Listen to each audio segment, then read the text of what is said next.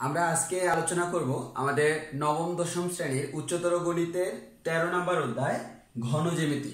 তো এই অধ্যায়টা আমরা ধাপে ধাপে আমাদের আজকে শুরু করব এবং ধাপে ধাপে আমরা শেষ করব।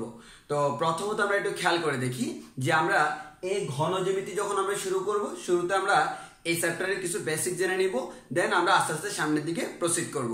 তো সবাই একটু খেয়াল করে দেখি যে আমরা যদি এই ঘন জ্যামিতি অধ্যায়টা আমরা আলোচনা করতে যাই, আমাদের কি কি জানা লাগবে আমরা সেই জিনিসগুলো দেখি। একটু প্রথমত আসি যে আমরা এখানকার কিছু মৌলিক ধারণা নিই যে আমাদের এই ঘন জ্যামিতি অধ্যায়টা যদি তোমাকে পড়তে হয়, শুরুতেই তোমাকে কিছু আমাদের জেনারেল আইডিয়া থাকতে হবে যে আমাদের কিছু কিছু জিনিস সম্পর্কে যদি তোমার আইডিয়া না থাকে তুমি সামনের দিকে প্রসিড করতে পারবা না।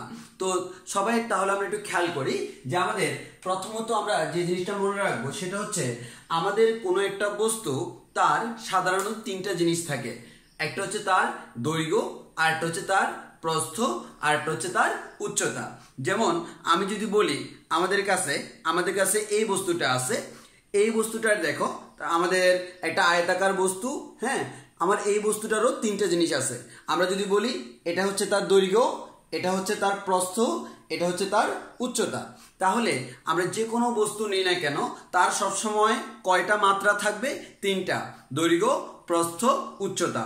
এবং যে কোনো বস্তুর মধ্যে এই দৈর্ঘ্য, প্রস্থ, উচ্চতা এটাকে আমরা বলি তার মাত্রা।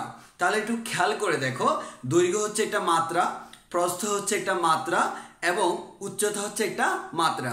তাহলে আমি যদি বলি আমাদের যে কোনো একটা বস্তু তার জন্য তিনটা জিনিস থাকে, একটা হচ্ছে দৈর্ঘ্য, আরেকটা হচ্ছে প্রস্থ, আরেকটা হচ্ছে উচ্চতা। এই তিনটা জিনিসকে আমরা কি বলি? তার মাত্রা বলি। কোনো একটা বস্তুর মধ্যে যদি দৈর্ঘ্য, প্রস্থ, উচ্চতা কোনোটাই না থাকে তাহলে খেয়াল করো এদেরকে আমরা এক একটা মাত্রা বলি। আমার কোনোটাই মানে নাই, এর মানে কি? মাত্রাহীন বা শূন্য মাত্রা। এদের মধ্যে যে কোনো একটা আছে এক মাত্রা, এদের মধ্যে যে কোনো দুইটা আছে দ্বিমাত্রিক, এদের মধ্যে তিনটাই আছে ত্রিমাত্রিক। তাহলে একটু খেয়াল করে দেখি, আমরা একটা করে এক্সাম্পলের দিকে আগাই। শুরুতে চিন্তা করো কোনো একটা বিন্দু, আমরা যদি বিন্দুর ডেফিনেশন আমাকে দিতে বলে আমরা কিভাবে দেব? বিন্দু হচ্ছে এমন একটা জিনিস অথবা এমন একটা জ্যামিতিক আকৃতি বা কোনো এমন একটা জ্যামিতিক সাইজ যার কোনো দৈর্ঘ্য নাই, প্রস্থ নাই, আয়তন নাই। তাহলে আমাদের এই বিন্দু জিনিসটাকে আমরা বলি তার দৈর্ঘ্য, প্রস্থ, উচ্চতা কোনোটাই নাই। তাহলে বিন্দু তার দৈর্ঘ্য আছে? নাই। প্রস্থ আছে? নাই। উচ্চতা আছে? নাই। তাহলে যেহেতু কোনোটাই নাই এর মানে এর কোনো মাত্রা নাই, ওই জন্য আমরা এটাকে বলি শূন্য মাত্রিক। পরীক্ষা আসতে পারে বিন্দু কয় মাত্রিক? শূন্য মাত্রিক। তাহলে আমরা বলতে পারি কোন একটা বিন্দু বা ডট তার কোনো মাত্রা নাই, এটা হচ্ছে শূন্য মাত্রিক। এবার আসি কোন একটা নির্দিষ্ট সরলরেখা। দেখো আমি যদি বলি আমাদের এখানে একটা সরলরেখা আছে, তুমি আমাকে জিজ্ঞেস করলে তুমি একটা প্রশ্নই করতে পারবে, সেটা হচ্ছে কি? ভাইয়া এই সরলরেখার দৈর্ঘ্য কত? তুমি কখনো জিজ্ঞেস করবে না সরলরেখার প্রস্থ কত বা তার উচ্চতা কত। আমরা সরলরেখার মাত্রা বলতে যেটা বুঝি সেটা হচ্ছে তার অনলি দৈর্ঘ্য। একটা রেখা কতটুকু লম্বা, তার দৈর্ঘ্যটা কতটুকু, এটা দ্বারা আমরা একটা রেখাকে পরিমাপ করি। তাহলে একটি সরল রেখা তার কি আছে? শুধুমাত্র দৈর্ঘ্য আছে। তাহলে যেহেতু তার প্রস্থ এবং উচ্চতা নাই, শুধু দৈর্ঘ্য আছে, এর মানে কয়টা মাত্রা? একটা মাত্রা, দৈর্ঘ্য। ওই কারণে রেখাকে আমরা বলি একমাত্রিক। তাহলে রেখা মানে হচ্ছে আমাদের কি? একমাত্রিক। এবার আসি কোন একটা তল। আমি যদি বলি কোন একটা তল আছে, এই তল, এই যে তল, এই তলের মধ্যে কয়টা জিনিস আছে? দুইটা। ফর এক্সাম্পল আমি যদি বলি আমাদের মনে করো আমি যদি বলি আমাদের এই যে বইটা, তাহলে খেয়াল করে দেখো এই যে বইটা আমি সিম্পল জাস্ট এই তলটা বিবেচনা করি, এটাকে আমরা এটা কি বলতে পারবো? তল বলতে পারবো। তাহলে যখন আমি এটাকে তল বলতেছি, এই তল বা আমরা একটু পৃষ্ঠও বলতে পারি, এটার কয়টা জিনিস আছে? দুইটা। একটা হচ্ছে তার দৈর্ঘ্য আর একটা হচ্ছে তার প্রস্থ। তাহলে আমি এটাকে দৈর্ঘ্য বললে, এটাকে প্রস্থ বললে, এই তলের দুইটা জিনিস আছে, একটা হচ্ছে দৈর্ঘ্য আর একটা হচ্ছে প্রস্থ। তাহলে আমাদের মাত্রা কয়টা আছে? দুইটা। অতএব আমরা বলতে পারি কোন একটা তল এটা হচ্ছে আমাদের দ্বিমাত্রিক। তাহলে আমি এখানে দেখাচ্ছি এই যে আমাদের কোন একটা তল আছে, এই তলটা মানে কয় মাত্রিক? দ্বিমাত্রিক। কারণ তলের দুইটা জিনিস আছে, একটা হচ্ছে দৈর্ঘ্য আর একটা হচ্ছে প্রস্থ। এতদিন কিন্তু তোমরা ম্যাক্সিমাম ক্ষেত্রে যে কাজগুলো করে আসছো সেগুলো হচ্ছে কোন একটা তলের মধ্যে কোন একটা শেপ আছে তার তুমি ক্ষেত্রফল বের করছিলা। যেমন আমরা বলতে পারি সাপোজ আমাদের এটা একটা তল, এই তলের মধ্যে এই শেপটাকে আমরা বলছিলাম ত্রিভুজ। এই ত্রিভুজের ক্ষেত্রফল মানে কি? এই ত্রিভুজের ক্ষেত্রফল মানে হচ্ছে এই অংশ পুরাটা এবং ত্রিভুজের ক্ষেত্রফল কি ছিল? হাফ ইন্টু ভূমি ইন্টু উচ্চতা। এই যে একটা ভূমি আর একটা উচ্চতা, এটা একটা দৈর্ঘ্য, এটা আরেকটা দৈর্ঘ্য, এবং এই দুইটা হচ্ছে তার মাত্রা। মানে এক কথা একটা তলকে আমরা সবসময় দুইটা মাত্রা দিয়ে বিবেচনা করতে পারি। একইভাবে আমাদের মনে করো কোন একটা আয়তক্ষেত্র আছে, তখন আমি যদি বলি এটা হচ্ছে তার দৈর্ঘ্য, এটা হচ্ছে তার প্রস্থ, তাহলে আমরা বলতে পারি আয়তক্ষেত্রের ক্ষেত্রফল হচ্ছে দৈর্ঘ্য ইন্টু প্রস্থ, যেগুলো তোমরা আগে জানো। কেন আমরা সেটা এখন আর ব্যাখ্যা করব না, যে আমি কেন ত্রিভুজের ক্ষেত্রফল হাফ ইন্টু ভূমি ইন্টু উচ্চতা বলি, আয়তক্ষেত্রকে কেন আমরা এই যে আমাদের দৈর্ঘ্য ইন্টু প্রস্থ বলি, এগুলো তোমাদের এই জানা জিনিস। আমরা মেইনলি আজকে আলোচনা করব ঘনবস্তু নিয়ে, অর্থাৎ যার একটা আয়তন আছে। যেমন আমি যদি বলি এই তল, সাপোজ এই তলটা, এই তলের কোনো আয়তন নাই, তার আছে কি? ক্ষেত্রফল। বাট আমি যদি বলি এই পুরা বস্তুটা, এই বস্তুর একটা কি আছে? আয়তন আছে। তাহলে আয়তন আমরা কাকে বলি? আয়তন আমি তাকেই বলি যতটুকু স্পেস বা স্থান কোন একটা বস্তু দখল করে। যেমন এই বস্তুটা তার সাইজের সমপরিমাণ খালি জায়গা দখল করছে। সাপোজ এখানে সম্পূর্ণটা খালি, এই বইটা আনলাম, তাহলে খেয়াল করতো এই বইটা একটা জায়গা দখল করছে না? একটু আগে যেখানে সম্পূর্ণ খালি সেখানে একটা বই আসলো, এই বই কতটুকু জায়গা দখল করছে? তার এই যে সেই যতটুকু সাইজের আর কি। তাহলে এই যে যতটুকু জায়গা দখল করলো পুরোটাকে আমরা বলি তার আয়তন। এবং এই আয়তনের কনসেপ্টটা ভালোভাবে ক্লিয়ার করতে হবে। তাহলে আমরা একটা জিনিস বলতে পারি, আমাদের ক্ষেত্রফল হয় কার জন্য? তলের জন্য। আয়তন হয় আমাদের স্পেসের জন্য, কোন একটা স্থান দখল করলে সেটা হচ্ছে তার আয়তন। যেমন আমি এখানে দাঁড়িয়ে আছি, আমি যতটুকু স্থান দখল করলাম এটা হচ্ছে আমার আয়তন। ফর এক্সাম্পল, আমি কি আছি? আমি নাই। আবার আমি বললাম আমি কি আছি? আমি আছি। একটু আগে আমি ছিলাম না, এটা সম্পূর্ণ ফাঁকা। আমি এখন আছি, তাহলে নিশ্চয়ই কোন একটি স্থান দখল করলাম, এটাকে আমরা বলি তার আয়তন। আর ক্ষেত্রফল কার সাথে রিলেটেড? তলের সাথে রিলেটেড।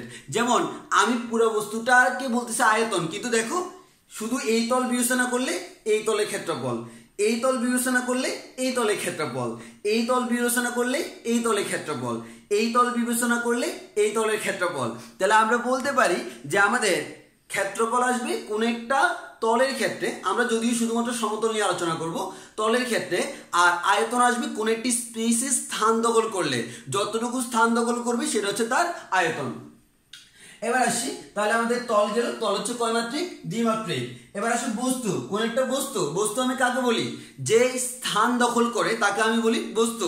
যেমন আমি হচ্ছে একটা বস্তু, তাহলে আমার যে মাত্রা সেটা হচ্ছে কয় মাত্রা? 3টা মাত্রা। কেন? দৈর্ঘ্য প্রস্থ উচ্চতা 3টাই আছে। বুঝার সুবিধার্থে আমরা একটি সুষমনি, এটা হচ্ছে আমরা এটা, এই যে দেখো এটা আমাকে, আমরা যদি এটা ঘনক বলি, তার দৈর্ঘ্য প্রস্থ উচ্চতা ধরে নিলাম সমান। যদি এটা ঘনক বলি, তার দৈর্ঘ্য আছে, তার প্রস্থ আছে, তার উচ্চতা আছে। যেহেতু দৈর্ঘ্য প্রস্থ উচ্চতা 3টাই আছে, তাহলে আমি এটাকে বলতে পারবো ত্রিমাত্রিক। এবং যতগুলা, এক কথায় হচ্ছে যারা আয়তন, যারা একটা স্থান দখল করে তারা হচ্ছে ত্রিমাত্রিক, বা তাদেরকে আমরা বলি ঘনবস্তু। তাদেরকে আমরা কি বলি? ঘনবস্তু। তাহলে আমাদের এটা হচ্ছে, আমরা যদি আমরা এটা একটা ঘনবস্তু বলতে পারি, যেহেতু একটা আয়তন দখল করে। এবং এই ঘনবস্তুগুলো নিয়ে আমরা কি করব? আলোচনা করব। এখন আসো, তুমি যদি কোনো একটা ঘনবস্তু নাও, তার মধ্যে আবার দুইটা জিনিস পাবা। দুইটা জিনিস কি কি? একটা হচ্ছে তার পৃষ্ঠ। যেমন আমি যদি বলি এই বইটা, এই বইটাকে আমরা যদি একটা ঘনবস্তু বলি, এটা হচ্ছে তার একটা পৃষ্ঠ বা তল, এটা হচ্ছে একটা পৃষ্ঠ, এটা হচ্ছে একটা পৃষ্ঠ। এরকম দেখো টোটাল 6টা পৃষ্ঠের সমন্বয়ে আমার এই বইটা গঠিত। এখানে টোটাল 6টা পৃষ্ঠ আছে। সিমিলারলি এখন খেয়াল করো, এটা যদি একটা পৃষ্ঠ হয়, এটা যদি একটা পৃষ্ঠ হয়, এই দুইটা পৃষ্ঠ দেখো একটা লাইনে মিলিত হয়েছে। এই দুইটা পৃষ্ঠ যেখানে মিলিত হয়েছে, যেমন এই পৃষ্ঠ আর এই পৃষ্ঠ যেখানে মিলিত হয়েছে, তাকে আমি একটা লাইন দ্বারা বিবেচনা করতে পারি। এই যেখানে মিলিত হয়েছে এটাকে আমরা বলি তার ধার, এটাকে আমরা কি বলি? তার ধার। তাহলে পৃষ্ঠ তো বুঝছো, দুইটা পৃষ্ঠের মিলিত স্থানকে আমরা কি বলি? ধার বলি। তাহলে এই পৃষ্ঠ মিলিত স্থান হচ্ছে তার ধার। একইভাবে এই পৃষ্ঠ মিলিত স্থানটা হচ্ছে তার ধার। তাহলে আমরা এই জিনিসটাই বলতে পারি, দুইটা পৃষ্ঠ যেখানে মিলিত হয় সেটা হচ্ছে তার ধার। তাহলে মৌলিক যে ধারণাটা যে আমাদের দৈর্ঘ্য, প্রস্থ, উচ্চতা, মাত্রা, একমাত্রিক, দ্বিমাত্রিক, ত্রিমাত্রিক, শূন্যমাত্রিক, পৃষ্ঠ, ধার, এই জিনিসগুলো সম্পর্কে আমরা জানলাম। এবার আসি আমাদের চ্যাপ্টারের শুরু। প্রথমত আসি আমাদের ঘনবস্তু আমরা কাকে বলি। তাহলে আমি ঘনবস্তু কাকে বলবো? সমতল বা বক্রতল দ্বারা বেষ্টিত, শূন্যের কিছুটা স্থান দখল করে। মেইন কথা হচ্ছে শূন্যের কিছুটা স্থান দখল করে। তুমি কোন একটা খালি স্থানে নিলা, সে কিছু একটা জায়গা দখল করবে, যে জায়গা দখল করবে সেই হচ্ছে আমাদের ঘনবস্তু। এই ঘনবস্তুর যে পৃষ্ঠটা সেটা আমার সমতল হইতে পারে, বক্রতল হইতে পারে। যেমন আমি যখন নিছিলাম, এই যে দেখো এটা দেখো, এই তলটা সমতল, এই তলটা সমতল, এই তলটা সমতল, প্রত্যেকটা তলে কিন্তু কি সমতল। বাট আমি যদি নিই আমাদের এটা, তাহলে এই তলটা কিন্তু সমতল না, এটাও আমার একটা ঘনবস্তু। কেন ঘনবস্তু? দেখো কিচ্ছু নাই, দেখো কিচ্ছু একটা আছে, এর মানে সে কি দখল করছে? স্থান দখল করছে। তাহলে আমরা বলতে পারি এই যে আমাদের এই বস্তুটার তলটা কিন্তু এখন আর সমতল না, এটা বক্রতল। ওই জন্য বললাম সমতল বা বক্রতল দ্বারা বেষ্টিত। কেন? যদি আবদ্ধ না হয় তাহলে তো হবে না। দেখো এটা পুরোটা হচ্ছে একটি ক্লোজড এরিয়া। হ্যাঁ, তাহলে আমরা বলতে পারি এটা ঘনবস্তু। এটা পুরোটা একটা ক্লোজড এরিয়া, এটা হচ্ছে একটা ঘনবস্তু। তাহলে আমরা এই জিনিসটা মাথায় রাখবো, ঘনবস্তুর পৃষ্ঠটা সমতল হইতে পারে, আবার বক্রতল হইতে পারে। তাহলে সমতল বা বক্রতল দ্বারা বেষ্টিত শূন্য স্থানের কিছুটা অংশ দখল করে এরূপ যে কোনো বস্তুকে আমরা বলবো ঘনবস্তু। এখন এই ঘনবস্তুটাকে আমরা আবার দুইটা ভাগে ভাগ করতে পারি। একটা হচ্ছে সুষম ঘনবস্তু, আর একটা হচ্ছে আমাদের বিষম ঘনবস্তু। সুষম মানে কি? সুষম মানে হচ্ছে আমরা এক কথা বলতে পারবো যে আমাদের তার সুনির্দিষ্ট একটা সাইজ আছে। হ্যাঁ, আর বিষম মানে কি? সেটা হচ্ছে এলোমেলো। যেমন আমি যদি বলি সিম্পল, তুমি একটু খেয়াল করে দেখো, এই যে আমার এই শেপটা দেখলে তুমি বুঝবে এটা হচ্ছে একটা আয়তক্ষেত্র। কিন্তু আমি যদি তোমাকে বলি এই শেপটা কিন্তু কোনো নির্দিষ্ট শেপ আমি বলি না। তাহলে এরকম আমাদের কমন যে শেপগুলো আমি নর্মালি জানি, যাদের সাথে আমি সাধারণত পরিচিত, তাদেরকে আমরা বলি সুষম। আর যেটা আমাদের এলোমেলো টাইপসের, সেটাকে আমরা বলি আমাদের বিষম। তাহলে ঘনবস্তু দুই ধরনের হইতে পারে, সুষম, বিষম। আমরা মেইনলি এই চ্যাপ্টারে আলোচনা করব কি নিয়ে? শুধু সুষম নিয়ে। যদি তুমি বিষম নিয়ে আলোচনা করতে যাও, তোমার 9-10 এক্সপেরিয়েন্স দিয়ে হবে না। ইন্টারমিডিয়েটে তোমরা একটা অধ্যায় পাবা ক্যালকুলাস। এই ক্যালকুলাস চ্যাপ্টারের উপর বেস করে ভবিষ্যতে যদি কখনো এই যে আমাদের ম্যাথমেটিক্স নিয়ে পড়ো অথবা ইঞ্জিনিয়ারিং এর দিকে যদি যাও, তাহলে তুমি এরকম আমাদের যে কোনো শেপের ঘনবস্তু কিভাবে ক্যালকুলাসের মাধ্যমে তার সবকিছু বের করতে হয় সেটা আমরা করতে পারবো। তো আমাদের ওইদিকে যাওয়ার কোনো প্রয়োজন নেই, ক্যালকুলাস কি সেটাও জানার কোনো প্রয়োজন নাই। আমার মেইন প্রয়োজন হচ্ছে আমি বলবো ঘনবস্তু দুই ধরনের, সুষম, বিষম। সুষম আমরা বের করব, বিষম আমরা জানি না, কারণ এটা আমাদের এলোমেলো সাইজের। যেমন ফর এক্সাম্পল আমরা বলতে পারি এই যে বস্তুটা বর্তমান সময়ের জন্য সবচেয়ে বেশি ইম্পর্টেন্ট একটা জিনিস, হ্যান্ড স্যানিটাইজার। এখন দেখো তার যে শেপটা, এটা আমার কোনো কমন শেপ না, এটা আমাদের হচ্ছে এলোমেলো একটা শেপ। তাহলে তুমি যে কোনো একটা ফর্মুলা দিয়ে ডিরেক্টলি এটাকে অ্যাপ্লাই করতে পারবা না। তাহলে এটা হচ্ছে আমার একটা কমপ্লেক্স শেপ। তাহলে এটা হচ্ছে কোন ধরনের? বিষম ঘনবস্তু। আবার আমি যদি বলি এই যে আমার এই রাবারটা দেখো, এটার প্রত্যেকটা অংশ কিন্তু আমার এক একটা কি আমাদের চারদিকে প্রত্যেকটা অংশ হচ্ছে এক একটা আমাদের আয়তক্ষেত্র। তাহলে আমার এটা একটা সুষম বস্তু। আবার আমি যদি বলি এই যে আমার গোলকটা হচ্ছে আমার একটা কি সুষম বস্তু। তাহলে আমরা বুঝে গেলাম আমাদের ঘনবস্তু দুই ধরনের হইতে পারে, সুষম, বিষম। ডিপেন্ড করবো কিভাবে? স্থান দখল করে কিনা। স্থান দখল করলেই আমার সেটাকে আমরা কি বলতে পারবো? ঘনবস্তু বলতে পারবো। এবার আসি, আমাদের কিন্তু ম্যাথ যেহেতু এখন সৃজনশীল, তোমাকে যে কাজটা করতে হবে বেসিকটা ক্লিয়ার করে পড়তে হবে, বইয়ের প্রত্যেকটা লাইন পড়তে হবে। আমরা যে কাজটা করি অনেকে, আমরা ডাইরেক্টলি ম্যাথ করা শুরু করে দিই, বইয়ের শুরুতে যে আমাদের বেসিকগুলো লেখা আছে সেগুলো আমরা পড়ি না। একটা কথা বলে রাখি, বেসিকটা ক্লিয়ার রাখবা, ম্যাথ নিজে নিজে করবা, তুমি ম্যাথ করা লাগবে না, ম্যাথ তোমারই করে ফেলবে। তাহলে একটু খেয়াল করে দেখি যে আমাদের এখানে তোমাদের বইতে দুইটা লাইন লেখা আছে। আমাদের দুর্ভাগ্যজনক বিষয় হলো আমাদের ম্যাক্সিমাম স্টুডেন্ট এই দুইটা লাইন ঠাড়া মুখস্থ করে ফেলে। তাহলে আমাদের আমরা মুখস্থ করবো, তবে বুঝে মুখস্থ করবো। হ্যাঁ, তাহলে একটু খেয়াল করে দেখি যে আমার লাইন দুটি কি বলে। প্রথম লাইনটা বললো সমতলস্থ কোন স্থানকে বেষ্টন করতে কমপক্ষে 3টি সরলরেখা প্রয়োজন। কি বললো? সমতলস্থ কোন একটা স্থানকে যদি তুমি বেষ্টন করতে যাও, তাহলে তোমার কি লাগবে? সমতলস্থ কোন একটা স্থানকে বেষ্টন করতে হলে আমার মিনিমাম 3টি সরলরেখার প্রয়োজন। তাহলে এখন আমার প্রশ্ন হলো, আমার মেইন কথা হচ্ছে তোমাকে কিন্তু একটা কথা বলতে, সমতলস্থ, এর মানে তুমি শুধু এখন কি নিয়ে কাজ করবা, তল নিয়ে। তাহলে একটা তল এই সমতলস্থ কোন একটা স্থান, তাহলে আমি ধরে নিলাম এই পুরোটা একটা সমতল, তার নির্দিষ্ট একটা স্থান তাকে কি করতে হবে, বেষ্টন করতে হবে, এক কথা আবদ্ধ করতে হবে। এই আবদ্ধ করার জন্য সরল রেখা কয়টা লাগে? দেখো বক্ররেখা একটা হইলে হয়, কেন? এই দেখো বৃত্ত, একটা আবদ্ধ বক্ররেখা হয়ে গেল। তো আমার কথা হচ্ছে সরলরেখা। হ্যাঁ, সরলরেখা কয়টা লাগে? তুমি ন্যূনতম কয়টা সরলরেখা দিয়ে একটা স্থানকে আবদ্ধ করতে পারবা? দেখো তোমাকে যদি আমি একটি সরলরেখা দিই, আবদ্ধ করা সম্ভব না। দুইটি দিলে তাও সম্ভব না। তিনটা দিলে কিন্তু সম্ভব। তাহলে আমাদের তিনটা দিলে দেখো এই তিনটাকে দিয়ে আমি একটা ত্রিভুজের মতো গঠন করে ফেললাম। চারটা দিলে তো সম্ভবই, পাঁচটাও সম্ভব, চতুর্ভুজ, পঞ্চভুজ, ষড়ভুজ, সপ্তভুজ, আমাদের অনেকগুলা হইতে পারে। তাহলে আমার মেইন কথা হচ্ছে মিনিমাম কয়টা লাগবে? মিনিমাম তিনটা সরলরেখা যদি তোমার কাছে থাকে, তাহলে তুমি ওই তিনটা সরলরেখা দিয়ে কোন একটা সমতলকে কি করে ফেলতে পারবা, আবদ্ধ করে ফেলতে পারবা, মানে কোন একটা সমতলস্থ স্থানকে আবদ্ধ করে ফেলতে পারবা, যে শেপটাকে আমরা কি বলি, ত্রিভুজ বলি। এরপর একটু খেয়াল করে দেখো, এরপর আমরা যে জিনিসটা করব সেটা হচ্ছে, যদি সমতল না হয়ে কোন একটা বস্তু হয়, মানে তোমাকে যে জিনিসটা বলা হলো, তোমার কাছে অনেকগুলো সমতল আছে, সমতল যে কোনো শেপের হইতে পারে। আমার কথা হচ্ছে একটা বস্তুকে আবদ্ধ, মানে একটা নির্দিষ্ট আবদ্ধ স্থান বানানোর জন্য মিনিমাম কয়টা সমতল লাগবে? যেমন তুমি যদি এই ঘনবস্তু চিন্তা করো, খেয়াল করো এখানে সমতল কয়টা লাগতেছে, এই যে দেখো নিচে একটা, উপরে একটা, ডানে একটা, বামে একটা, কয়টা লাগলো? চারটা।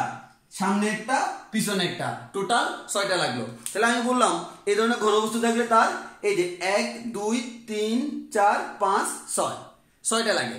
এখন আমার কথা হচ্ছে মিনিমাম কয়টা লাগবে, ন্যূনতম কয়টা হলে আমি এরকম আবদ্ধ করতে পারবো? আর বক্রতল হইলে তো যেমন গোলক, একটা বক্রতল হইলে হয়ে গেছে। আমার কথা হচ্ছে সমতল মিনিমাম কয়টা দিয়ে আমি একটা ঘনবস্তু তৈরি করতে পারবো, মানে তার একটা সাইজ থাকবে, তার একটা স্থান দখল করবে।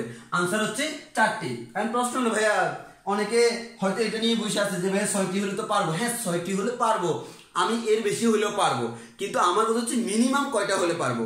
মিনিমাম আমি কয়টা হলে পারবো? 4টা। এখন অনেকের মনে প্রশ্ন আসবে, ভাইয়া 4টা দিয়ে কেমনে সম্ভব? হ্যাঁ 4টা দিয়ে সম্ভব। কিভাবে সম্ভব আমি দেখাই দিই। আমাদের মনে করো এটা হচ্ছে আমার কোন একটা ত্রিভুজ। হ্যাঁ, তাহলে এই ত্রিভুজটা দিয়ে আমি একটা ঘনবস্তু গঠন করব। দেখো এবার দেখো এই যে ঘনবস্তুটা, হ্যাঁ এই ঘনবস্তুর কয়টা তল আছে আমাদের? আমি যদি আঁকার সুবিধাটা একটু চেঞ্জ করে দিই, যে আমাদের এভাবে আঁকি, যে আমাদের এটা একটু ভিতরে আনি। হ্যাঁ, এবার বুঝতে হয়তো তোমার সুবিধা হবে। অর্থাৎ মনে করো এটা হচ্ছে আমার কোন একটা তল। হ্যাঁ, এটা হচ্ছে কোন একটা তল। তাহলে এই যে কোন একটা তল, তার উপর এটা একটা ট্রায়াঙ্গুলার না? তাহলে ট্রায়াঙ্গুলার যেহেতু, আমি যদি একটা কাজ করি, এই যে মনে করো এটা হচ্ছে আমার ট্রায়াঙ্গুলার। ওকে, দেন তুমি কি করলা, এই ট্রায়াঙ্গুলার এটাকে দিয়ে একটা আঁকলা, এটাকে দিয়ে একটা আঁকলা, এটাকে দিয়ে একটা আঁকলা, অর্থাৎ উপর দিয়ে 3টা তুললা। তাহলে আমার এই যে দেখো এটা একটা, এটা একটা, আর এটা বুঝতে পারতে ঠিক অপোজিটে আছে। হ্যাঁ, তাহলে এই যে অংশটা, এটার মধ্যে এটা কিন্তু আবদ্ধ। হ্যাঁ, এবং এটার মধ্যে কয়টা তল আছে দেখো, নিচে একটা, এদিকে একটা, এদিকে একটা, অপোজিটে একটা, টোটাল 4টা আছে। তাহলে এই দুটো লাইন মুখস্থ করতে হবে। হ্যাঁ, সেটা হচ্ছে কি, কোন একটা সমতলস্থ কোন একটা স্থানকে বেষ্টন করার জন্য কমপক্ষে 3টি সরলরেখা প্রয়োজন। আর বস্তুর জন্য কোন একটা বস্তু যে একটা স্থান দখল করে, তার জন্য কমপক্ষে কয়টা লাগবে? 4টি লাগবে। এই জিনিসটা এমসিকিউর জন্য মুখস্থ করতে হবে। হ্যাঁ, আমরা মুখস্থ করে রাখবো। আর আশা করি তো বুঝতে পারছো কেন এটা। হ্যাঁ, অনেকে আমরা না বুঝে মুখস্থ করি। এই অধ্যায়টা এমন একটা অধ্যায়, এটা যদি তুমি অনুভব করতে না পারো বা তুমি যদি মুখস্থর মতো করো, তাহলে তোমার সৃজনশীলে খুব বেশি আটকাবা। আর যদি বেসিকটা ক্লিয়ার করে করো, কেন আমার কথা হচ্ছে আমি এই কাজটা করব, কেন করব, আমি যদি বেসিক থেকে শুরু করি আমরা তাহলে পারবো। যে আমরা যে কাজটা করবো বেসিক থেকে শুরু করব, তাহলে দেখবো কোনো ম্যাথে প্রবলেম হবে না, কারণ তোমার বেসিকটা ক্লিয়ার আছে। এবার হচ্ছে আমাদের তাহলে মোটামুটি বেসিক জিনিসটা শেষ। হ্যাঁ, এবার আসি, আমাদের কাজ হচ্ছে সুষম ঘনবস্তুর জন্য বিভিন্ন ধরনের জিনিস বের করবো, যেমন তার পৃষ্ঠতলে ক্ষেত্রফল, আয়তন, অনেক কিছু বের করব। কার জন্য? সুষম ঘনবস্তুর জন্য। আমরা বলছিলাম ঘনবস্তু 2 ধরনের। হ্যাঁ, তার মধ্যে আমাদের কি কি আছে, আমাদের সুষম আর বিষম। বিষম আমি করব না, আমি করব কি সুষম। এই সুষম ঘনবস্তু তার মধ্যে আমাদের অনেকগুলো আছে। প্রথমত আমরা যে জিনিসটা পাবো সেটা হচ্ছে আয়তাকার ঘনবস্তু, দেন আমরা পাবো প্রিজম, এরপর আমরা পাবো পিরামিড, হ্যাঁ, এরপর আমরা পাবো গোলক, হ্যাঁ, এরকম আমরা অনেকগুলো পাবো। এবং লাস্টে আমরা যে কাজটা করব, কয়েকটাকে একসাথে করে আমাদের যৌগিক মানে কমপ্লেক্স বানাবো, সেটা আমরা আস্তে আস্তে দেখবো। আমার আজকের কাজ হচ্ছে দুইটা, একটা হচ্ছে আমরা আয়তাকার ঘনবস্তুর জন্য বের করব, আর আরেকটা হচ্ছে আমরা প্রিজমের জন্য বের করব। প্রিজম পরে আমাদের প্রথম কাজ হচ্ছে আয়তাকার ঘনবস্তু বা আয়তিক ঘন। তাহলে আমাদের প্রথম টপিকের নাম হচ্ছে আয়তিক ঘন বা আয়তিক ঘন বা আয়তাকার ঘনবস্তু। আয়তাকার ঘনবস্তু। এখন একটু খেয়াল করে দেখো, এই আয়তাকার ঘনবস্তু কি, আমি সোজা ভাষায় বলবো এটাই হচ্ছে আমার আয়তাকার ঘনবস্তু। অর্থাৎ তুমি যেটা কি সুষম ধরো, হ্যাঁ, আমার এগুলো একটু মোটা শিখে আমি কাউন্ট করবো না, এইটাকে আমরা বলবো আয়তাকার ঘনবস্তু। দেখো কেন, আমি প্রথম কথা হচ্ছে আমি এটাকে কি বলতেছি, ঘনবস্তু। কেন? এটা স্থান দখল করে। এবার বলতেছে আয়তাকার। কেন আয়তাকার? নাম দেখে বোঝা যাচ্ছে এখানে কোনো আয়ত থাকবে। হ্যাঁ দেখো, এটা টোটাল কয়টা পৃষ্ঠ বলছিলাম, 6টা, আর ধার কয়টা আছে তুমি হিসেব করে দেখবে টোটাল 12টা ধার আছে। তাহলে এই পৃষ্ঠটা কেমন বলতো, আয়তক্ষেত্র না? একইভাবে অপোজিট পৃষ্ঠটা আয়তক্ষেত্র, এটাও আয়তক্ষেত্র, এটাও আয়তক্ষেত্র, এটাও আয়তক্ষেত্র, এটাও আয়তক্ষেত্র। তাহলে আমি দেখতেছি প্রত্যেকটা অংশই হচ্ছে এক একটা আয়তক্ষেত্র, ওই জন্য এটার নাম হচ্ছে আয়তাকার ঘনবস্তু। তাহলে আমি এই আয়তাকার ঘনবস্তুর একটা ফিগার আঁকি। আমরা যদি আঁকি তাহলে কেমন হয় দেখো, আমরা আঁকতেছি আমাদের একটা আয়তাকার ঘনবস্তু আঁকতেছি আমরা, হ্যাঁ, তাহলে আয়তাকার ঘনবস্তু। তাহলে সবাই একটু খেয়াল করে দেখো, যদি আমরা একটা আয়তাকার ঘনবস্তু আঁকি সেটা দেখতে কেমন হবে। তাহলে আমি এই যে আমরা এঁকে ফেলতেছি আয়তাকার ঘনবস্তু। তাহলে এটা হচ্ছে আমার একটা আয়তাকার ঘনবস্তু। তো তুমি থ্রি ডাইমেনশনালি চিন্তা করলে বুঝতে পারবা যে এটা আমাদের আসলেই আয়তাকার ঘনবস্তু। আমাকে থ্রি ডাইমেনশনালি চিন্তা করতে হবে, অর্থাৎ এই যে এই জিনিসটাকে আমি এখানে আঁকলাম, হ্যাঁ, আমি এই জিনিসটাকে একটু বাঁকা করে ধরলাম, এই দেখতে তোমার যেমন মনে হচ্ছে সেই জিনিসটা আমি এখানে আঁকলাম। তাহলে এটা হচ্ছে আমার একটা আয়তাকার ঘনবস্তু। তো প্রথম তোমাকে এখানে যে জিনিসটা জানতে হবে, যেহেতু এটার প্রত্যেকটা তল এক একটা আয়তক্ষেত্র, তাহলে আয়তক্ষেত্রের ক্ষেত্রফল জানতে হবে, যেটা তোমরা সবাই জানো, তবু আমি একটু স্মরণ করাই দিচ্ছি। আয়তক্ষেত্রের এটা যদি আমার এ হয়, এটা যদি বি হয়, দৈর্ঘ্য প্রস্থ এ বি হলে তার এই ক্ষেত্রফলটা কত হবে, এ ইন্টু বি। দৈর্ঘ্য ইন্টু প্রস্থ, এটাকে আমরা বলি আয়তক্ষেত্রের ক্ষেত্রফল। এখন আসি আমার এখানে কি কি বের করা লাগবে। এক নাম্বার আমাকে যেটা বের করা লাগবে, একটু ভালো করে খেয়াল করি, এক নাম্বার আমি যেটা বের করবো সেটা হচ্ছে এই আয়তাকার ঘনবস্তু যেটা আছে, এই আয়তাকার ঘনবস্তুর সমগ্র তলের ক্ষেত্রফল। তাহলে প্রথম টপিকটার নাম কি, প্রথমটার নাম হচ্ছে আমাদের সমগ্র তলের ক্ষেত্রফল। এখন নাম দেখে বোঝা যাচ্ছে, তোমাকে মুখস্থ করা লাগবে না, বুঝে বুঝে খেয়াল করো। তোমাকে বলা হলো এটা হচ্ছে একটা আয়তাকার ঘনবস্তু, ওকে, দেন বলা হলো তার সমগ্র তলের ক্ষেত্রফল। নাম দেখে তোমরা চিন্তা করো, সমগ্র মানে হচ্ছে কি সব, তলের মানে হচ্ছে কি যতগুলো তল আছে, ক্ষেত্রফল মানে হচ্ছে ক্ষেত্রফল। তাহলে দেখো আমি আগেই বলছিলাম ক্ষেত্রফল বের করা যায় তলের, আয়তন বের করা যায় বস্তুর। তাহলে আমার এখানে সমগ্র তল মানে সবগুলো তল, বলো এখানে টোটাল তল আছে কয়টা, 6টা। তাহলে এখানে যেহেতু টোটাল 6টা তল আছে, ওই 6টা তলের ক্ষেত্রফল বের করার জন্য বলছে।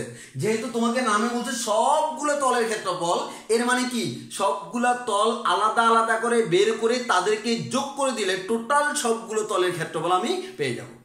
আমি আবারও বলতেছি, আমার এখানে তল আছে কয়টা, 6টা। প্রত্যেকটা তল আমি আলাদা আলাদা করে বের করব। প্রত্যেকটা তল বের করার পর ওই প্রত্যেকটা তলের ক্ষেত্রফল আমি কি করব, যোগ করে দিব। তাহলে আমার সমগ্র মানে সবগুলো তলের ক্ষেত্রফল বের করা হয়ে গেল। এখন একটু খেয়াল করো, আমার এখানে কয়েকটা জিনিস অ্যাজিউম করে আমাদের প্রথমে ধরে নিতে হবে যে আমি যে বললাম এটা একটা ঘনবস্তু, তাহলে বলো, আমি শুরুতেই বলছিলাম তুমি নিজেই চিন্তা করো, ঘনবস্তু মানে তার কয়টা মাত্রা আছে, 3টা মাত্রা, দৈর্ঘ্য প্রস্থ উচ্চতা। তাহলে আমি দেখি আমার দৈর্ঘ্য প্রস্থ উচ্চতা কত। আমি ধরে নিলাম এই যে এই অংশটা হচ্ছে আমার ছোট হাতের এ, অর্থাৎ এই দৈর্ঘ্যটা হচ্ছে কি এ। এবং আমি ধরে নিলাম আমার এই যে দৈর্ঘ্যটা, বা আমরা এই দৈর্ঘ্যটা বলতে পারি, এই দৈর্ঘ্যটা হচ্ছে আমাদের বি, এবং আমি তার যে উচ্চতা, এই উচ্চতাটাকে নাম দিলাম কি সি। তাহলে আমি ধরে নিলাম আমার দৈর্ঘ্য হচ্ছে এ, প্রস্থ হচ্ছে বি, উচ্চতা হচ্ছে সি। পরীক্ষায় তোমার দেওয়া থাকবে দৈর্ঘ্য এত, দ্যাট মিন্স এর মান এত, প্রস্থ এত, দ্যাট মিন্স বি এর মান এত, উচ্চতা এত, দ্যাট মিন্স সি এর মান এত। তাহলে আমি বললাম কি আমাদের দৈর্ঘ্য ধরে নিলাম এ, প্রস্থ ধরে নিলাম বি, উচ্চতা ধরে নিলাম সি। তাহলে আমরা বলতে পারি আমাদের তিনটা জিনিস, দৈর্ঘ্য, প্রস্থ, উচ্চতা। এবার আসো, তুমি যদি বলো এটা এ, এটা সি, আচ্ছা এটা এ হইলে একটু খেয়াল করে দেখো, এটা এ হইলে এ লাইনের দৈর্ঘ্যটাও এ, এটাও এ, এটাও এ। এটা বি হইলে এটাও বি, উপরেরটাও বি, এটাও বি, এটাও বি। এটা সি হইলে এটাও সি, এটাও সি, এটাও সি, এটাও সি। আশা করি বুঝতে পারতেছো। অর্থাৎ আমরা এক কথায় বলতে পারি, মনে করো আমাদের এভাবে ধরলে এটা হচ্ছে এ, তাহলে এই ধারের দৈর্ঘ্য যা, এটাও তা, এটাও তা, এদিকে এটাও তা। আবার এটা যদি বি হয়, উপরটাও বি, এ পাশের এটাও বি, এ পাশের এটাও বি। আবার এটা যদি সি হয়, এটা এই যে দেখো এটাও সি, এটাও সি, এটাও সি, এটাও সি। তাহলে আমি মোটামুটি বুঝে গেলাম যে কোনটা এ, কোনটা বি, কোনটা সি। তাহলে দৈর্ঘ্য হচ্ছে এ, প্রস্থ বি, আর ক্ষেত্রফলটা হচ্ছে কি সি। এখন আমার প্রশ্ন হলো, যদি তোমাকে বলা হলো কি সমগ্র তলের ক্ষেত্রফল, এখন একটু দেখো, আচ্ছা আমি যদি বলি আমার এই যে ঘনবস্তু, হ্যাঁ, তার মধ্যে টোটাল কয়টা তল আছে? 6টা।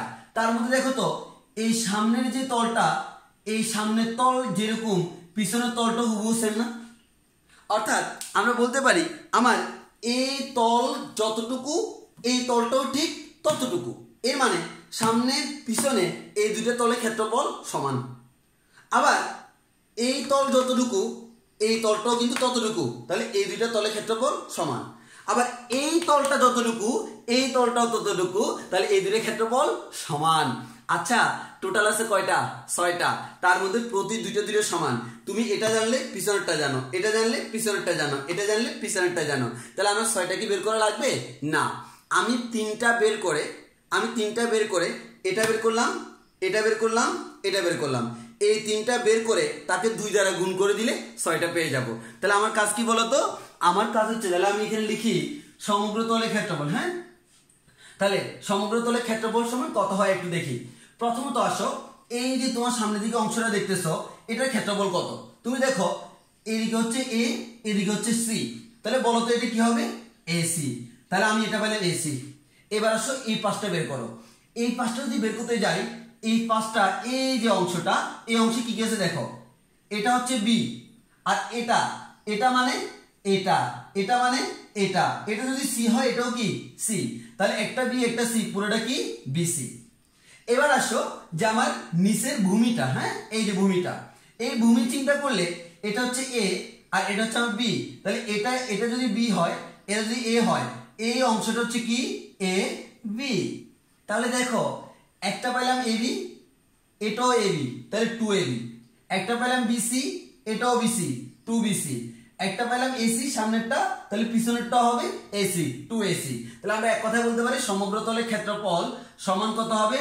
2 × ab plus BC plus CA. তাহলে আমরা বলতে পারি আমাদের মুখস্থ করার কি কোনো প্রয়োজন আছে? কোনো প্রয়োজন নাই। অনেকে এগুলো আমাদের কারণ হচ্ছে, দেখো তুমি যদি ডাইরেক্ট মুখস্থ করতে যাও প্রচুর ফর্মুলা পাবা, এতগুলা মুখস্থ না করে বুঝে যদি মনে রাখো খুব ভালো মনে থাকবে। আমাদের ম্যাক্সিমামের একটাই কথা, ভাইয়া ম্যাথগুলো বুঝতে পারি না এবং সূত্রগুলো মনে রাখতে পারি না। আমার কথা, তুমি কি বুঝে পড়ছিলা? না, আমি বুঝে পড়িনি। তো তুমি বুঝে না পড়লে তোমার মনে থাকবে কেমনে? তাহলে আমার বুঝে পড়বা, মনে থাকবে। তাহলে আমাদের দেখো, এখন যদি পরীক্ষায় তুমি সূত্র ভুলেও যাও, কনসেপ্টটা মাথায় আছে, তাহলে 2 × ab plus BC plus C A directly তুমি বলে দিতে পারবা। এবার আসি আয়তন। এই ঘনবস্তু, তার আয়তন কত? এখন যদি তার আয়তন বের করতে যাই, আয়তন মানে কি বলতো? আমি তোমাদেরকে একটা কথা বলে রাখি, আয়তন বের করার একটা নিয়ম হচ্ছে, তুমি কোন একটা বস্তুর, কোন একটা তলের ক্ষেত্রফল, সুষম বস্তুর, সাপোজ আমাদের এই যে বস্তুটা, হ্যাঁ, তার এই যে তল, এই তলের ক্ষেত্রফল তুমি জানো, এই ক্ষেত্রফলটাকে উচ্চতা দিয়ে গুণ করলে আমি কি পেয়ে যাব? আয়তনটা পেয়ে যাব। যেমন আমি বলে রাখি, তুমি যদি এটাকে তল বিবেচনা করো, এটা হচ্ছে উচ্চতা, তখন এই তলের ক্ষেত্রফল ইন্টু উচ্চতা, এটা হচ্ছে আয়তন। আবার তুমি যদি এই তলটা বিবেচনা করো, এই তল, তাহলে এই তলটা বিবেচনা করলে এটা হচ্ছে আমার উচ্চতা। অর্থাৎ এক কথায় একই ধরনের যে দুইটা তল আছে, এই তল আর এই তল, তাদের মধ্যবর্তী দূরত্বটাকে আমি উচ্চতা হিসেবে কাউন্ট করি। তাহলে তুমি তলের ক্ষেত্রফলকে এই অংশটা দ্বারা গুণ করলে আনসার পেয়ে যাবা, অথবা এই তলের ক্ষেত্রফলকে এই অংশটা দ্বারা গুণ করলে আয়তন পেয়ে যাবা। তাহলে আয়তন মানে কি? যে কোনো একটা তলের ক্ষেত্রফল, সাপোজ এই তলের ক্ষেত্রফল, তাহলে এই ধরনের যে দুইটা তল আছে ওই দুইটার মধ্যবর্তী দূরত্ব। তাহলে আমি সুন্দরভাবে বলতে পারি না, আমার তুমি এখন এসি বিসি গুলা বাদ দাও, তোমার নিচে যে ক্ষেত্রফল আছে এটা কত বলো তো? এবি না? তো এটা যদি এবি হয়, উপরটাও কিন্তু কি এবি, তাহলে এই এবি এবি দুইটার মধ্যবর্তী যে ডিসটেন্স, এই ডিসটেন্সটা কত? সি। তাহলে আমরা বলতে পারি এই এবি কে যদি তুমি সি দ্বারা গুণ করো, এবি কে সি দ্বারা গুণ করলে সেটা হবে আমার কি? আয়তন। তাহলে আমরা বলতে পারি ঘনবস্তুর আয়তন হচ্ছে এবিসি। তাহলে আমরা বলতে পারি এবিসি, এটা হচ্ছে ঘনবস্তুর আয়তন। এবার তোমাকে আরেকটা প্রশ্ন করা হবে যে ঘনবস্তুর কর্ণের দৈর্ঘ্য বের করো। কি বের করতে বললো? কর্ণ। এখন আসি, কর্ণ বলতে ঘনবস্তুর মধ্যে আমরা কি বুঝি? মনে রাখবা, ঘনবস্তুর যে কোনো একটা শীর্ষ, এই যে আমাদের এটা একটা শীর্ষ, ওই পয়েন্ট থেকে তার ঠিক বিপরীত শীর্ষ। আবার বলতেছি, ঘনবস্তুর যে কোনো একটা শীর্ষ, ওই পয়েন্ট থেকে তার ঠিক বিপরীত এবং অপোজিট তল। তাহলে আমাদের বিপরীত শীর্ষ কোনটা? এটা। আর তুমি বলতে হবে তাহলে আমাদের এই দুইটার সংযোজক সরলরেখাটাকে আমরা বলি তার কর্ণ। অথবা এই কর্নারেরটার সাথে এই কর্নারেরটার সংযোগ সরলরেখা, অথবা এই কর্নারের সাথে এই কর্নারের সংযোগ সরলরেখা, অথবা এই কর্নারের সাথে এই কর্নারের সংযোজক সরলরেখা। আর তুমি আমাকে প্রশ্ন করতে পারো, ভাইয়া আমি যদি এই পয়েন্টের সাথে এই পয়েন্টটা নিই, সেটা কি কর্ণ হবে না? হ্যাঁ, কর্ণ হবে, তবে এই ঘনবস্তুর কর্ণ হবে না, সেটা হবে এই যে আমার আয়তক্ষেত্র, এই আয়তক্ষেত্রের কর্ণ। কিন্তু তোমাকে আয়তক্ষেত্রের কর্ণ বলে নাই, তোমাকে বলছে কি? ঘনবস্তুর কর্ণ। তাহলে আমরা যদি ফিজিক্যালি দেখাই, এভাবে দেখানো যায়। আমাদের এখানে খেয়াল করো, এটা হচ্ছে আমার কোন একটা ঘনবস্তু, তাই তো? আশা করি দেখতে পারতেছো।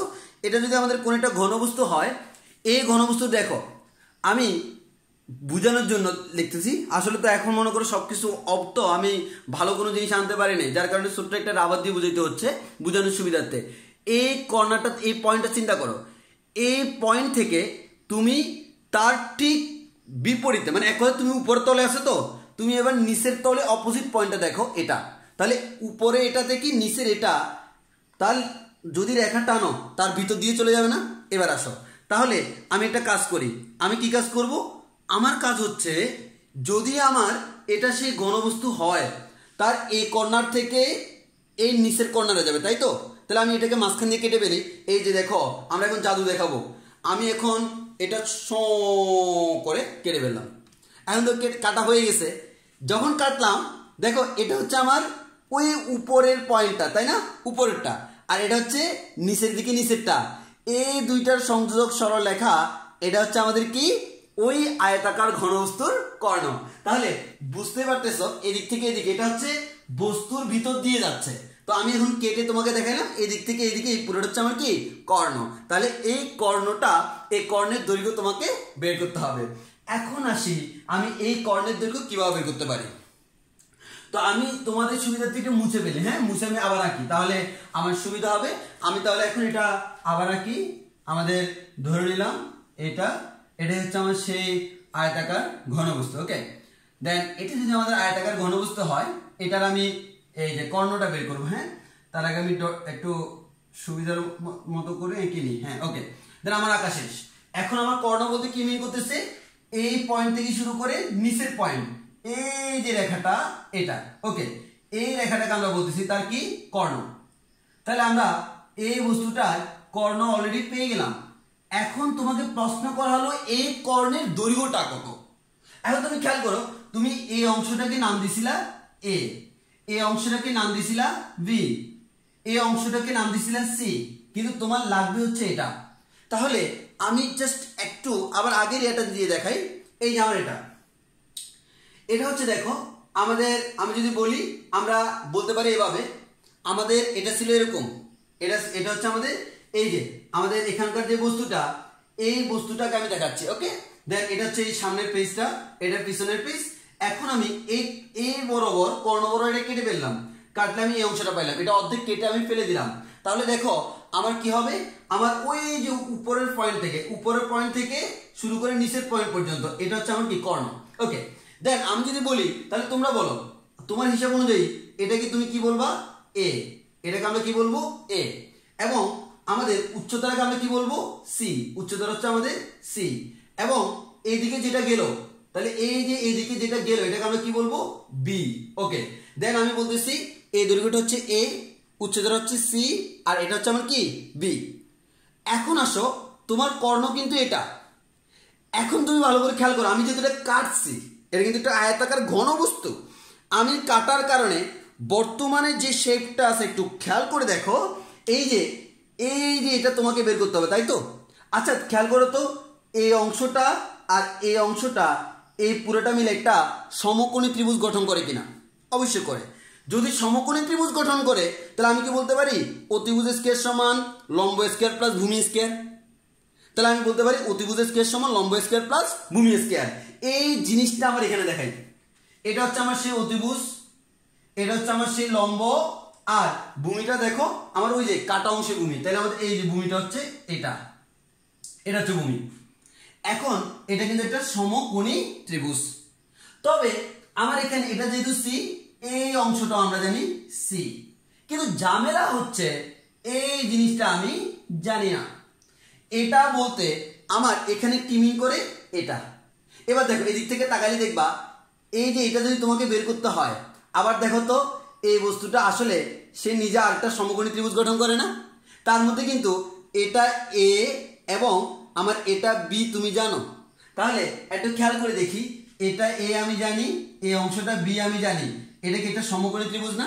তাহলে আমি প্রথমত বলি, আবার আমি এটা এ জানি, এটা বি জানি, তাহলে এ এবং বি থেকে অতিভুজটা বের করা যাবে কিনা? এই অতিভুজ হচ্ছে এই অতিভুজটা, এটার যেটা অতিভুজ সেটা কিন্তু এটার জন্য ভূমি অথবা লম্ব। এটা যদি ভূমি ধরো, এটা আমার লম্ব, এই অতিভুজটা বের করলে সেটা হচ্ছে মধ্যস্থ কর্ণ। তাহলে একটু ভালো করে খেয়াল করো, এটা এ, এটা বি। ওকে, তাহলে দেখো আমার হিসেব অনুযায়ী তাহলে আমরা বলতে পারি কি, আমরা বলতে পারি যে আমার এটা হচ্ছে আমাদের এখান থেকে যদি আমরা বলি যে আমরা কি দেখতেছি, এটা হচ্ছে আমাদের এ, এটা হচ্ছে বি। তাহলে এটা এ আর এটা বি হলে, এটা এ এটা বি, এটা এ এটা বি হলে এগুলো কিন্তু একটা ভূমি আর একটা লম্ব। তাহলে অতিভুজটা কত হবে, √a² প্লাস b²।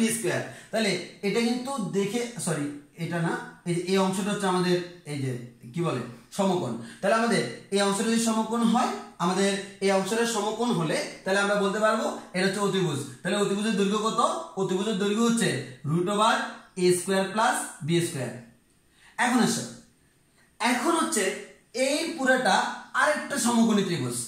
এই সমকোণী ত্রিভুজে এটা হচ্ছে অতিভুজ, এটা হচ্ছে লম্ব, এটা হচ্ছে ভূমি, যদি এটা কোণ ধরি। তাহলে তুমি কর্ণটা বের করবা, তাহলে এটা হচ্ছে আমার কি কর্ণ।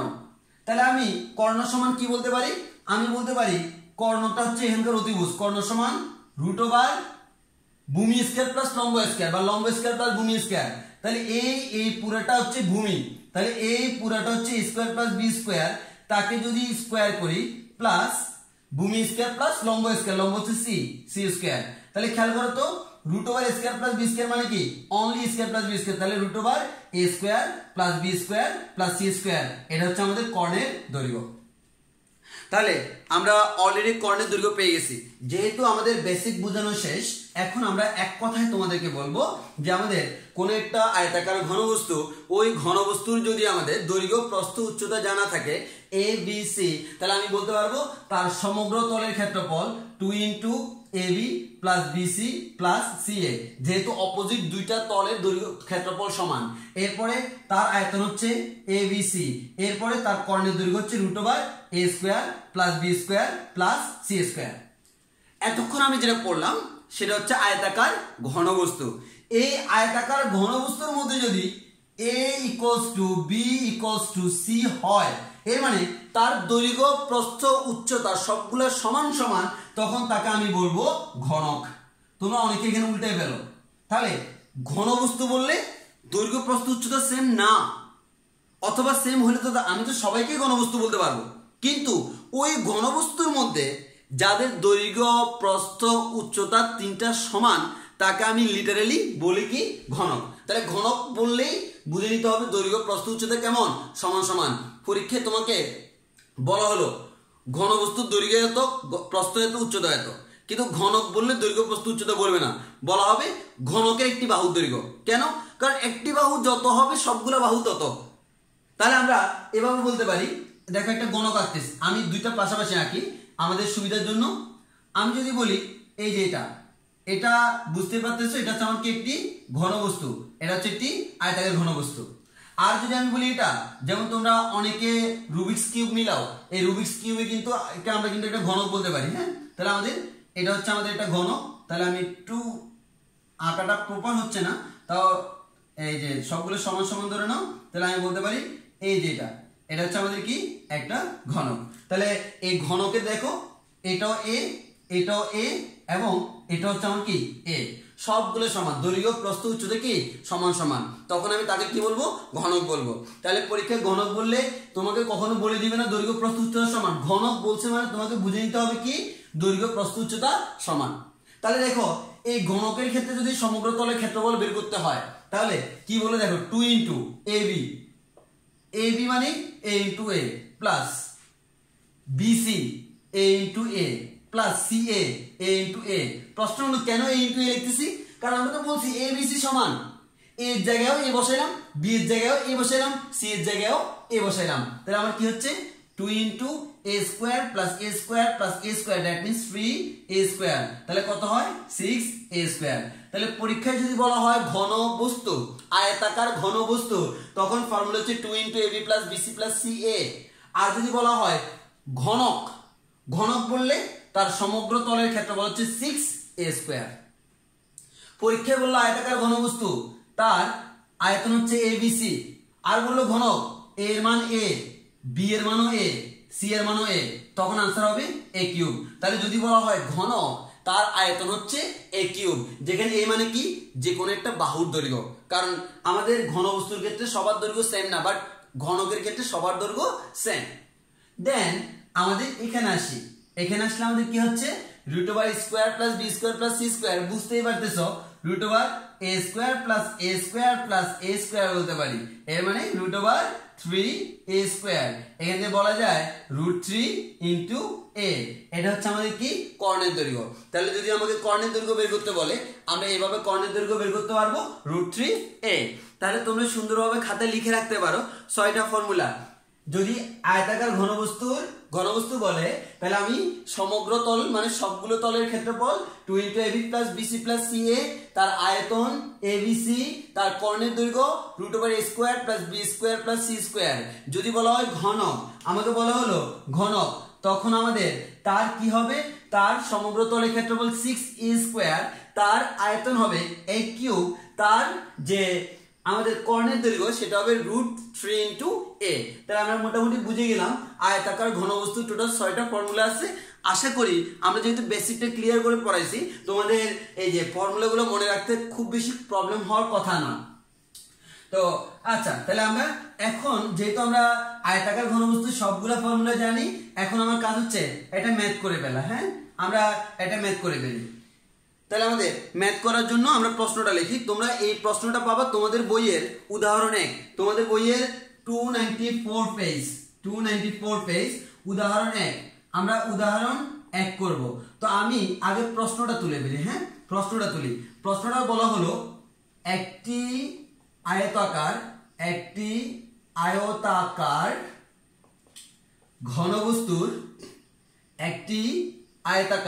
ঘনবস্তুর দৈর্ঘ্য প্রস্থ ও উচ্চতার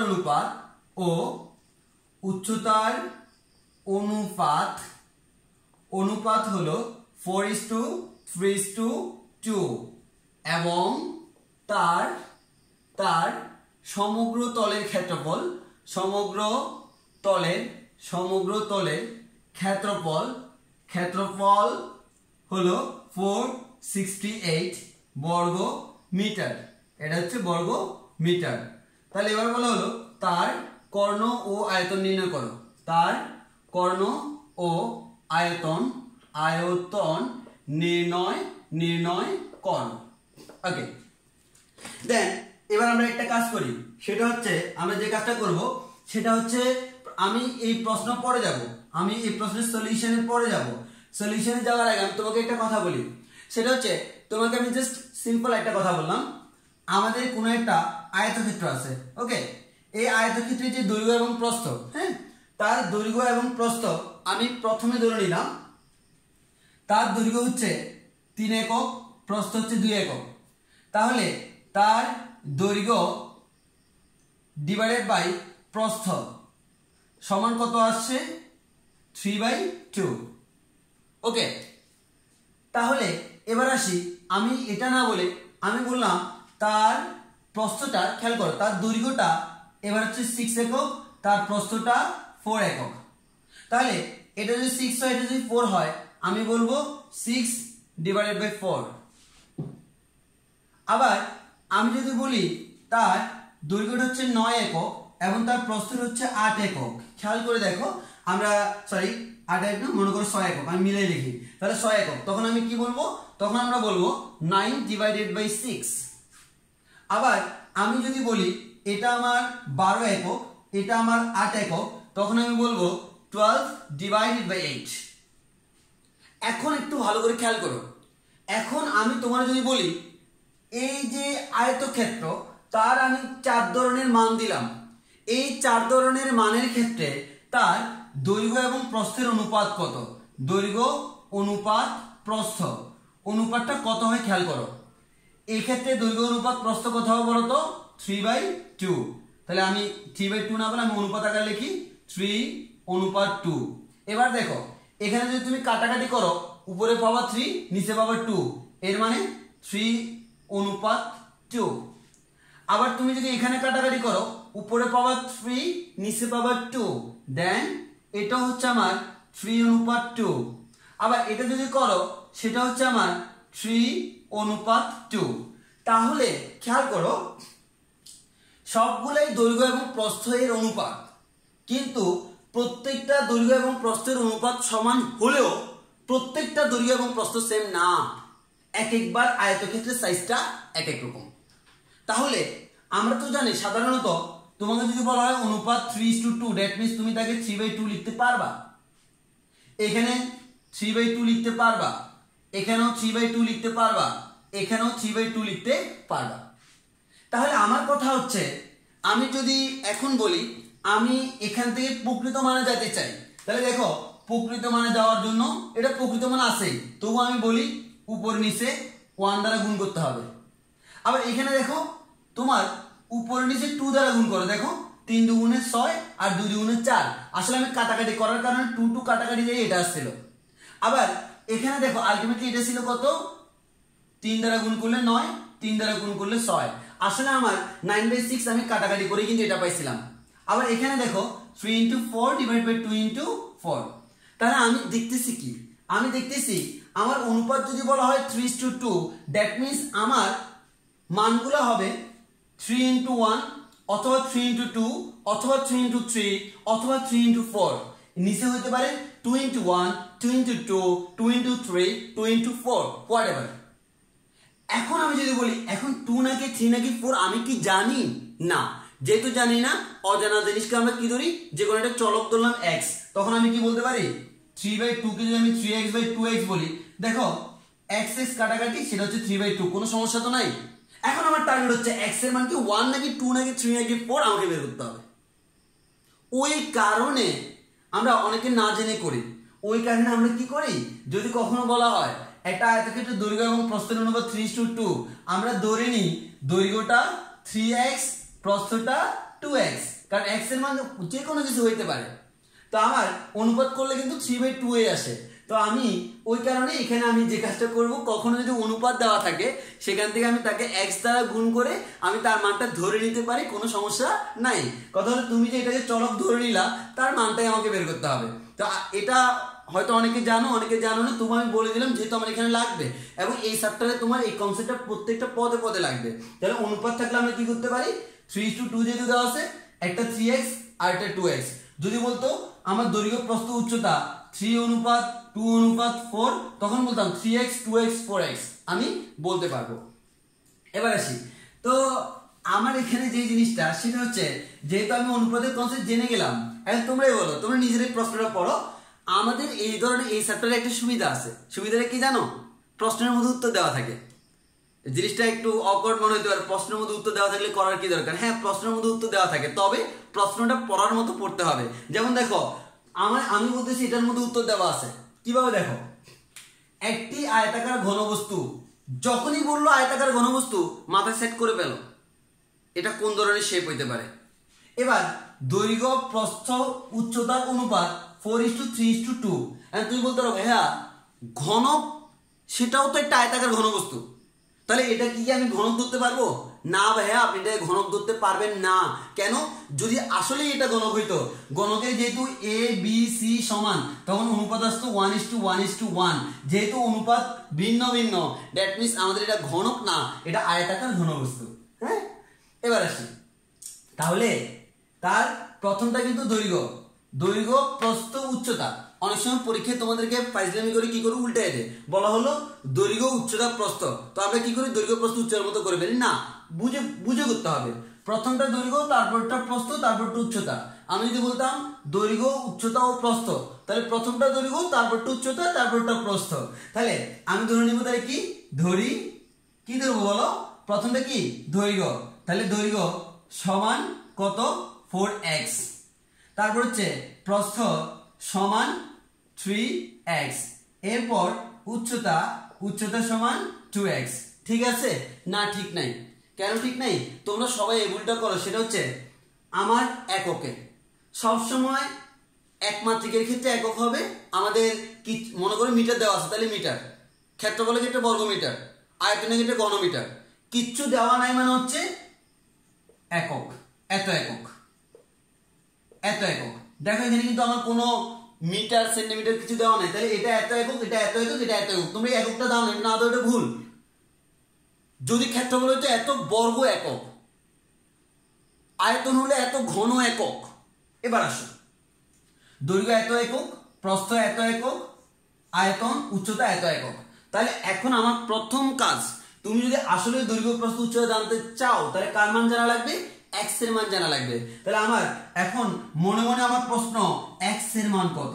x এর মান জানলে দৈর্ঘ্য প্রস্থ উচ্চতা জানি। আর তুমি দেখো একটা ঘনবস্তু দৈর্ঘ্য প্রস্থ উচ্চতা ABC তিনটা যদি জানো, তাহলে কিন্তু আসলে আমার মোটামুটি যা বলবে তাই আমরা বের করতে পারবো, কারণ সবকিছু ABC এর উপর ডিপেন্ড করে। তাহলে আমি বলতে পারি দৈর্ঘ্য, এটা হচ্ছে A এর মান, এটা হচ্ছে B এর মান, এটা হচ্ছে C এর মান।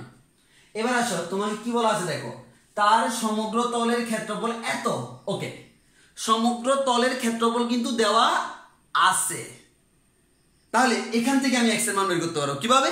দেখো, তোমাকে যদি আমি বলি তার এই বর্তমানে সমগ্র তলের ক্ষেত্রফল কত, আমরা জানি সমগ্র তলের ক্ষেত্রফলের ফর্মুলা 2 * AB + BC + CA, এটা হচ্ছে সমগ্র তলের ক্ষেত্রফলের ফর্মুলা। তাই আমি বলতে পারি 2 * A মানে 4x * 3x + 3x * 2x + 2x * 4x। এটার মান কত? এটার মান হচ্ছে 468। এখানে আবার বর্গমিটার দিও না। আচ্ছা, আরেকটা হচ্ছে, আমি আরেকটা কথা বলে রাখি, সিম্পলি এত বর্গ মিটার যেহেতু দেওয়া আছে, আমার এখানে একক দেওয়ার দরকার নেই, এখানে আমি কি দিব? মিটার। যেহেতু আমার প্রশ্নে মিটার অলরেডি দেওয়া আছে, তাহলে এটা এত মিটার, এটা এত মিটার, এটা এত মিটার। এবার আসো, আমার এই অংশটা ক্যালকুলেশন করতে হবে। সমীকরণে কখনো একক দিতে নেই। তাহলে আমি এখানে বলতে পারবো এদিকে 3 × 12, এদিকে 3 × 6, এদিকে 4 × 8, তাহলে 12 আর 8 হচ্ছে আমাদের 20, আর এখানে 26 × 2 মানে হচ্ছে 50, আমাদের 52। তাহলে 52x² = 468। এবার তুমি যদি 52 দিয়ে এটাকে কাটো, মেবি आंसर আসবে 9। তাহলে x এর মান আসে কত? 3। এন্ড অনেকে প্রশ্ন করতে পারবে এখানে +- 3 আসবে না? একটা কথা বলে রাখি, আমাদের এই চ্যাপ্টারে আমরা প্লাস মাইনাস আনবো না। কেন? কারণ একটা দৈর্ঘ্য এটা ধনাত্মক রাশি, প্রস্থ ধনাত্মক রাশি, আমাদের উচ্চতা ধনাত্মক রাশি, এই সবটা সবকিছুই ধনাত্মক, ওই কারণে আমার ঋণাত্মক আসবে না। তাহলে আমাদের x = কত আসলো 3। তুমি যেহেতু x এর মান জানো তাহলে বলো তো দৈর্ঘ্য বের করা যাবে কিনা, যাবে। প্রস্থ বের করা যাবে, উচ্চতা বের করা যাবে। তাহলে আমি যদি বলি আচ্ছা বলো তো তাহলে a এর মান কত, a এর মান 4 × 3 এর মানে 12, b এর মান কত 3 × 3 মানে 9, c এর মান কত 2 × 3 এর মানে 6। তাহলে এটা এত মিটার, এটা এত মিটার, এটা এত মিটার।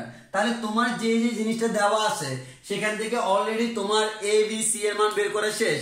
যেহেতু তুমি এ বি সি এর মান জানো তাহলে বলো তোমাকে আর কি কি বের করতে বললো, একটা হচ্ছে তার কর্ণ আর একটা হচ্ছে আয়তন। তো আমি কর্ণের ফর্মুলা কি জানি, √a² + b² + c²। তাহলে তুমি a এর মান বসাও 12, এটা b এর মান বসাও 9, c এর মান বসাও 6, ক্যালকুলেশন করলে এত পাবা। যেহেতু কর্ণ একটা দৈর্ঘ্য, হ্যাঁ, তাহলে ওই ক্ষেত্রে আমার আনসার হবে এত মিটার। দেন তোমাকে বললো আয়তন নির্ণয় করো, তো আয়তনের ফর্মুলা কি a × b × c, তিনটা গুণ করে আনসার হচ্ছে এত ঘনমিটার। তো আশা করি আমাদের ঘনবস্তুর মধ্যে তোমাদের তেমন কোনো প্রবলেম হওয়ার কথা না। তো যদি তোমাদের কোনো কিছু বুঝতে প্রবলেম হয় তোমরা কমেন্টে জানাও, তাহলে আমি বলে দিব। আর আমি সাধারণত আসলে তোমাদের 9, 10 এর ক্লাসগুলো আমি নিই না, আমি সায়েন্স পয়েন্টে শুধুমাত্র আমি এই যে স্পেশাল ক্লাসগুলো নিই। হ্যাঁ, আমাদের এই যে টেস্ট পরীক্ষার পরে তোমরা যে স্পেশাল ক্লাসগুলো করো শুধু সেগুলোই নিই, সাধারণত আমি ইন জেনারেল ক্লাসগুলো নিই না। কিন্তু বর্তমানে যেহেতু আমাদের এই করোনার কারণে যেহেতু সবকিছু বন্ধ হয়ে আছে, ওই কারণে চিন্তা করলাম অনেকেই রিকোয়েস্ট করতেছে, যার কারণে 2-1টা ক্লাস নেওয়াই যায়। তো আসলে এখন যেহেতু ফ্রি আছি আমি চাচ্ছিলাম যে কয়েকটা ক্লাস দিই। এই সাবজেক্টটা যেহেতু অনেকের কাছে কঠিন মনে হয়, ওই জন্য চিন্তা করলাম কঠিন একটা সাবজেক্ট দিয়ে শুরু করি, যে কঠিন জিনিসটাকে আমরা সহজভাবে বুঝাতে পারি কিনা। আসলে সায়েন্স জিনিসটা কঠিন না, আমরা এটাকে কঠিন বানাই ফেলি। যদি তুমি সহজ চিন্তা করো সহজ, কঠিন চিন্তা করলে কঠিন। তো আশা করি যে আমরা খুব ইজিলি বোঝানোর ট্রাই করব। তো নেক্সট ক্লাস খুব শীঘ্রই আমরা দেওয়ার চেষ্টা করব, যখন দিই না কেন। তো তবে তোমাদের একটা জিনিস মাথায় রাখতে হবে, সেটা হচ্ছে এই যে আমাদের আসলে নেক্সট ক্লাসগুলা কতগুলা ক্লাস আসবে বা কি পরিমাণ আসবে সেটা অবশ্যই ডিপেন্ড করবে তোমাদের কতটুকু প্রয়োজন তার উপর। যদি তোমাদের অ্যাক্টিভিটি ভালো হয়, হ্যাঁ, যদি দেখি যে আমাদের মোটামুটি অনেকেই দেখে উপকৃত হচ্ছে, তখন আমরা আরো ইন্সপায়ার হবো, আরো বেশি বেশি দেওয়ার চেষ্টা করব। আর কি বলবো, যে আমাদের মেন কথা হচ্ছে তোমরা মোটামুটি আমাদের যদি ক্লাসটা ভালো লেগে থাকে তাহলে তুমি তোমাদের বন্ধুদেরকে রেফার করতে পারো যে ক্লাসটা দেখার জন্য। তাহলে আশা করি আমরা মোটামুটি পুরো চ্যাপ্টারটা গুছানোর ট্রাই করব। এবং দেখো আমি কিন্তু ম্যাথ করেছি একটা, এখন তুমি বইতে করো অনেকগুলো ম্যাথ তুমি করতে পারবা। মেইন জিনিস কিন্তু 100টা ম্যাথ করা না, আমাদের টার্গেট হচ্ছে একটা কনসেপ্ট বুঝাবো, এরকম 1000টা ম্যাথ তুমি নিজে নিজে করবা। সব ম্যাথ আমি করে দিলে কেমনে হবে, কিন্তু কথা হলো সব ম্যাথ আমি করাই দিব না, কিন্তু এমন একটা প্ল্যাটফর্ম রেডি করে দিব যেটা দিয়ে তুমি যে কোনো ম্যাথ সলভ করতে পারবা। আর সৃজনশীলের যুগে ম্যাথ মুখস্থ করে কোনো লাভ নেই, তোমাকে বেসিকটা বুঝতে হবে। এটা বুঝলে আশা করি কোনো প্রবলেম হবে না। আর পরিচয় দেওয়া লাগবে না, ভিডিওর শুরুতেই মনে হয় লেখা দেখছিলা। হ্যাঁ, এই যে অনেকের সাথে হয়তো পরিচয় থাকতে পারে। তো আজকের ক্লাস তাহলে এতটুকু পর্যন্তই, আমরা নেক্সট ক্লাস এর পর থেকে শুরু করব। তো তোমাদের এই যে আমাদের ক্লাসটা কেমন লাগছে আমাদেরকে জানাবা। তো আমরা নেক্সট ক্লাসগুলো অ্যারেঞ্জ করার ট্রাই করবো। আর তোমরা এই রিলেটেড যে ম্যাথগুলো তোমরা বই থেকে কয়েকটা ম্যাথ প্র্যাকটিস করার ট্রাই করো, যদি কোনো প্রবলেম হয় জানাইতে পারো, আমি সলভ করে দিব। ওকে, ধন্যবাদ সবাইকে।